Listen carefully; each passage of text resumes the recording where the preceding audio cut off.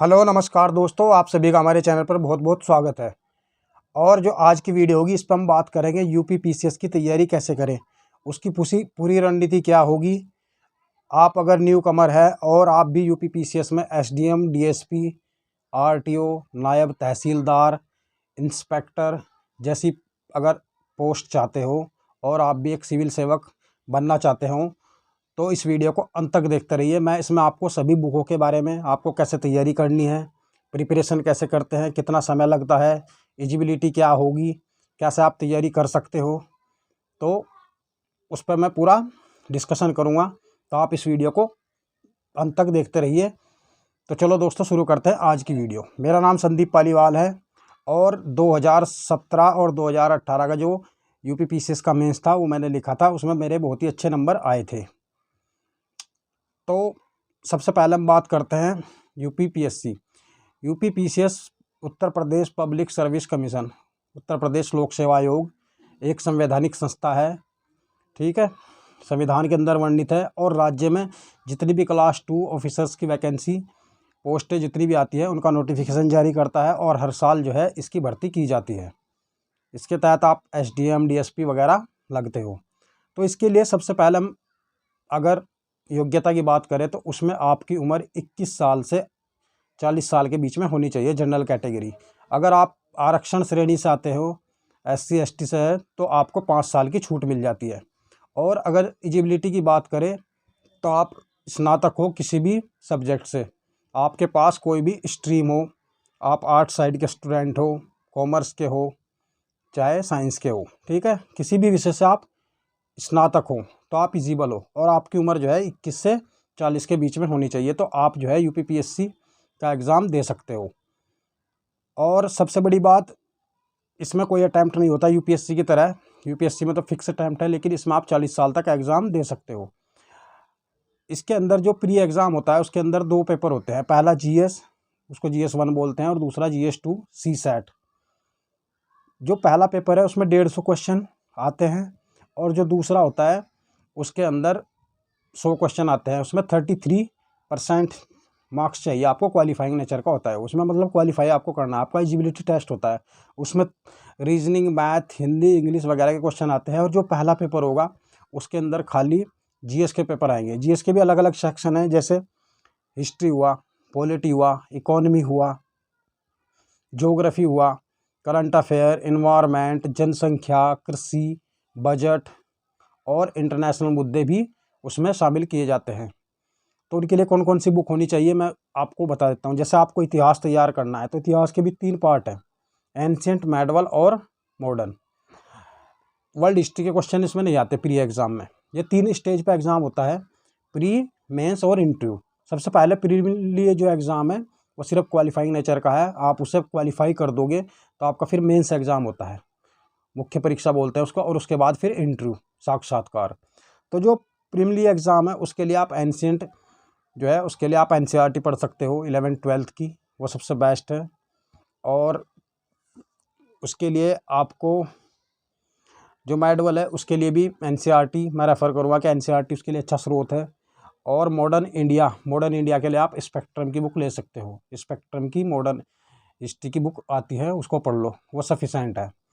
जैसे Lucent GK वगैरह है, लुसेंट जीके जो है वो फास्ट फूड की तरह है, क्योंकि उसको खा तो सब सकते हैं लेकिन हजम नहीं कर सकते, उसका डाटा बहुत ज़्यादा है। इसलिए आप उसको, मेरे हिसाब से अगर आप पहले से प्रिपेयर हो तो ही उसका डाटा पढ़ो, नहीं तो आप उसमें बोर हो जाते हो। इसलिए आप सुपाच्य जो आपको अच्छी तरह पच जाए, मतलब जैसे रोटियां होती हैं नॉर्मल, ऐसे आप एनसीईआरटी की बुकें पढ़ लो, उससे आपका जो बेसिक जो कॉन्सेप्ट है वो बहुत ज़्यादा क्लियर हो जाएगा। ज्योग्राफी के लिए आप 11th-12th की एनसीईआरटी पढ़ सकते हो, भौतिक भूगोल वाली, वो बहुत अच्छी है। और ज्योग्राफी को जो है पूरा मैप के आधार पर ही आप तैयार करें, क्योंकि उसमें प्राकृतिक भूगोल, नदियाँ, झील, जलप्रपात हुआ, जलवायु हुई, मानसून वाला जो चैप्टर है वो हो गया, नदियाँ होगी, पठार हो गए, तो वो बिना मैप के आप तैयार नहीं कर पाओगे। तो मैप आप ज़रूर ले लें और मैप की तैयारी, ज्योग्राफी जो है मैप से तैयार करें। उसके बाद इकोनॉमी के लिए रमेश सिंह की एक बुक आती है, वो भी ठीक है। कला संस्कृति के लिए जो है एनसीईआरटी की बुक आप पढ़ सकते हो, सीसी NT जो संस्कृति जो कला जो मंच है उसके द्वारा भी एक संस्कृति की स्पेक्ट्रम की बुक भी आती है, वो पढ़ सकते हो आप।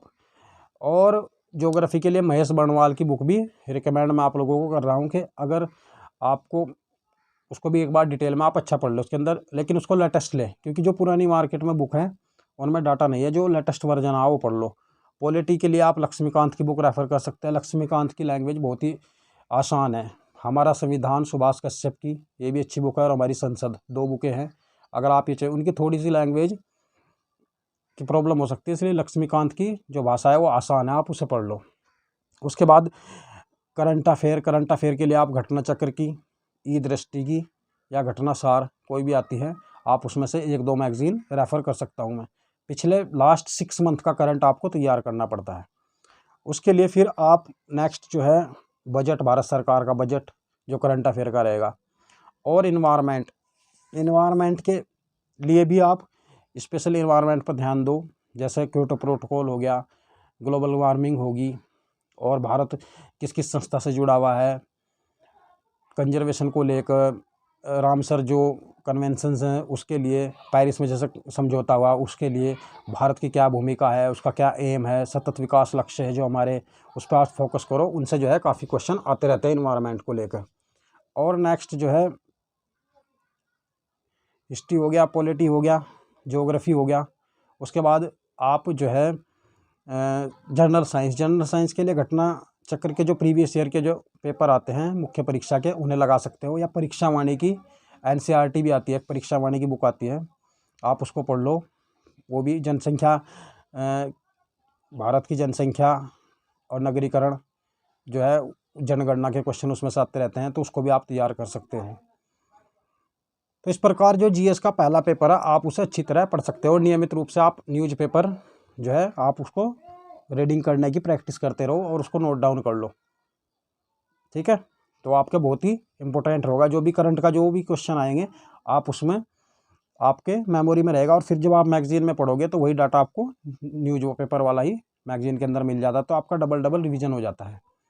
उसके बाद CSAT है, तो CSAT में ज़्यादा टेंशन नहीं लेनी, उसमें हिंदी के क्वेश्चन आएंगे 10th लेवल के, और ऐसे इंग्लिश के आते हैं, और रीजनिंग भी 10th लेवल की रहती है, मैथ रहता है थोड़ा बहुत, तो वो आराम से हो जाएगा अगर आप थोड़ी बहुत ही तैयारी करोगे। उसके बाद जो मुख्य परीक्षा होगी उसमें एक निबंध का पेपर, एक हिंदी का पेपर, 150-150 नंबर के दोनों। उसके बाद 2 ऑप्शनल, 200 नंबर के, मतलब एक ऑप्शनल आप ले सकते हो, जो भी 30 ऑप्शनल, 29 ऑप्शनल जो मेंस में दिए हुए हैं आप कि ग्रेजुएशन किसी भी सब्जेक्ट से हो, कोई प्रॉब्लम नहीं है, आपके पास हिंदी हो, इंग्लिश हो, इकोनॉमी हो, फिजिक्स हो, केमिस्ट्री हो, मतलब आप एक सब्जेक्ट चूज कर सकते हो। दुनिया कुछ भी बोले कि आप इससे करो उससे करो, जिसका भी आप, जिस सब्जेक्ट में आपका सबसे ज़्यादा इंटरेस्ट हो, जिसको आप बैठ कर 4-5 घंटे रोज़ नियमित रूप से पढ़ सकते हो और आपको मज़ा आता हो, तो आप वो ऑप्शनल ले, क्योंकि आपको उसमें इंटरेस्ट होगा और आप उसमें अच्छा स्कोर कर पाओगे। तो ऑप्शनल के 2 पेपर होते हैं, ऑप्शनल 1 और ऑप्शनल 2, दोनों 200 नंबर के होंगे। उसके बाद 4 पेपर होंगे GS के। GS 1 के अंदर हिस्ट्री से रिलेटेड क्वेश्चन रहेंगे, GS 2 का होगा उससे ज्योग्राफी से रिलेटेड क्वेश्चन रहेंगे, तीसरा पॉलिटी और इंटरनेशनल अफेयर, और जो चौथा होगा उससे इकोनॉमी और साइंस के क्वेश्चन रहेंगे। तीसरे पेपर में रहेंगे साइंस के, चौथा जो होगा वो इथिक्स का होगा, पूरा वो इथिक्स का होता है, उसमें साइंस नहीं रहेगी, तो इथिक्स के रहेंगे। ये सारे भी 200 नंबर के हैं।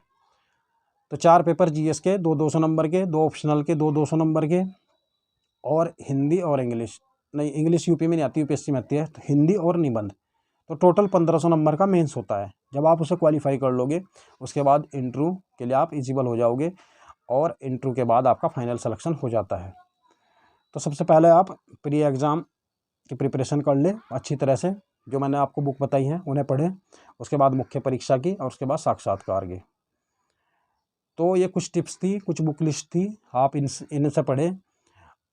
अगर आपकी फिर भी कोई क्यूरी हो तो आप नीचे हमें कमेंट बॉक्स में पूछ सकते हो। और उत्तराखंड अगर आप PCS दे रहे हो तो उसके लिए, UPSC दे रहे हो उसके लिए भी इम्पोर्टेंट है, यही बुकें आपको पढ़नी है, क्योंकि 2 बार मैंने मेंस दिया है और दोनों बार मेरे अच्छे नंबर आए हैं, मैंने यही बुकें पढ़ी थी। आप भी इनका रिवीजन बार बार करते रहें, ज़्यादा लाइब्रेरी मत बनाएं, लिमिटेड किताबें पढ़े, एक ही किताब को बार बार पढ़े। अलग अलग किताबें पढ़ने से अच्छा है एक ही किताब को 10 बार पढ़ ले, 10 किताबें ना पढ़े, तो आपका सिलेक्शन श्योर हो जाएगा। वीडियो देखने के लिए बहुत बहुत धन्यवाद। अगर आपको ये वीडियो पसंद आई हो, हमारी टिप्स अच्छी लगी हो, तो हमारे चैनल को सब्सक्राइब कर ले और इस वीडियो को लाइक और शेयर करें। अपने चैनल पर मैं UPPCS 2021 UPSC की तैयारी भी करा रहा हूँ, तो आप हमारी प्ले लिस्ट भी चेक कर सकते हैं। वीडियो देखने के लिए बहुत बहुत धन्यवाद। Thank you so much. आपका दिन शुभ हो। मिलते हैं जल्दी नेक्स्ट वीडियो में, तब तक आप तैयारी करते रहिए। Thank you so much.